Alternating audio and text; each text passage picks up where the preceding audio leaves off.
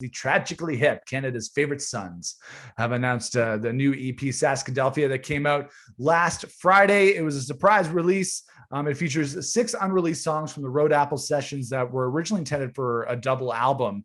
The label at the time thought that Saskadelphia was too Canadian of a title, and the band thought that that was horse shit. So that's why they called the album Road Apples. And it features performances from the band and the late, great Gord Downie. He sounds amazing on this. It's like he's still with us. He's a Canadian treasure. He still is. Dave, you're more of a Tragically Hip fan than I am. But what do you think of this new release? And what do you think about the Hips' legacy in Canadian rock? Because we're Canadians. They run in our blood. Sure. Yeah, man. The release is amazing. Their legacy is super strong in Canada. And doing things like this on May 2-4 weekend, I know, very Canadian, keeps the brand alive. And this is awesome because Road Apples is one of my favorite, if not my favorite, hip record, and it was the first hip record I ever had. So it's when I think of the hip, it's what I think. So I was unaware that it was supposed to be a double record, and I've been hearing all sorts of stories about like getting this music up and out, and this music almost didn't happen because of the Universal fire down in the States at Universal Studios. So that this batch of music was supposed to be was originally there, and then in the late or early 2000s, I think it got moved up to Canada, up to the Universal locker in Canada. So like this could have never seen the light of day. Right. So it's super exciting to have that moment in time.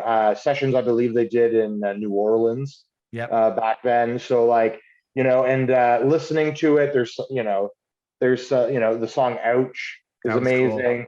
Cool. They're all good, but Ouch and Montreal seem to stand out to me. I've listened to it a few times, and those were my standout tracks. And it's amazing. You listen to it, and first off, it sounds amazing. Yeah. The drums are huge. Production, it sounds like the production of it sounds amazing. They really tidied it up and made it sound great for the release. And then there's other subtleties on it that if you're a fan, that's really nice. Like at the end of some songs, Gordy's bantering with the band and talking to the band about how that performance actually sounded. And it just they're the world's best bar band, hands down to me. So like just having that dynamic of the back and forth in the studio and just how great it ended up sounding, it's super exciting for hip fans and for their legacy. I could see many more things like this popping up through the years, because like they have their own studio, or still have their own studio up in up north. So like they were up there a lot over the last 2 decades. So I can only imagine what they have floating around from other records from up there. So I feel like this will be like a continual thing over the next 15-20 years of getting more stuff from that camp for sure.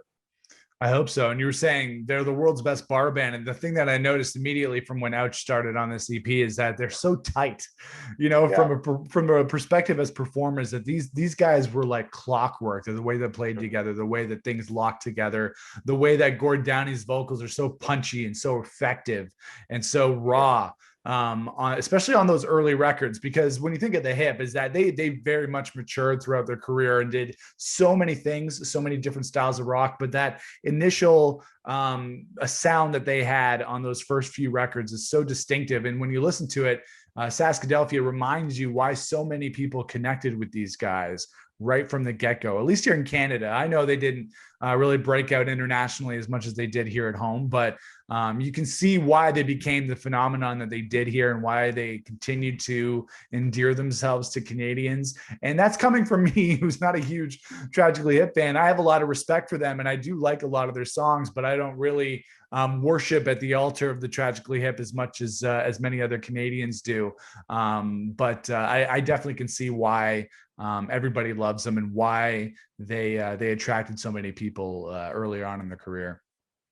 I think, Canadians are just drawn to a good poet, and Yeah. I think that's at front and center in this band is Gord Downie, and I think that as much as he's praised as a front man, just being a poet, I think is the and a musician is the praise that he needs, because you know there's something special about him with the way that he can connect with his lyrics, and just his choice of lyrics, and the perspective in which he tells a story to bring you into the story. Like Right. a great example of that, if anyone out there has ever heard the Killer Whale Tank version of Killer New Whale Orleans. Tank.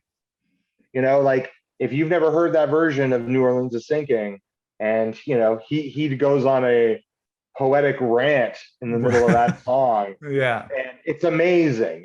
Like, and I remember being younger and not really appreciating it, being like, "Oh, that's kind of goofy." But being a musician and having played that bar and having played it a million times to 300 people to 4 people, knowing that section of the song, and like you just learn to appreciate it so much more, Mhm. how freewheeling and how comfortable he was to just take that chance and tell a story that no one even knew they wanted to hear. He's Yeah. amazing. They're amazing. I can't wait to hear more. Yeah, for sure. When I was at the radio station, people would call in. I used to do a request show, and people would call in to hear New Orleans is Sinking, but they wanted to hear the Killer Whale Tank version. We always had it. It was always in the system because our music director of the radio station was a very big Tragically Hip fan, and he knew Yeah. the importance of having that on hand. But to put it on the air meant, throwing out 15-20 minutes worth of other music just to fit in the Killer Whale Tank version. And we did it on occasion. I mentioned in the rock album review that I was on the air. I had to be on the air the day that Gord Downie passed away, and that I threw out the entire show, and the entire show became dedicated to Gord Downie and the music of the Tragically Hip and his memories, and the people that have memories of him, whether it be through his music or concerts or anything like that. And even as not a huge Tragically Hip fan, I was really touched by what people were saying about him and the music and the whole meaning there, and the fact that in his lyrics he always represented different views of Canadian life. So yeah, he's very much missed, and I think for Tragically Hip fans, this Saskadelphia EP is a welcome return of Gord Downie in audio form. Absolutely, man.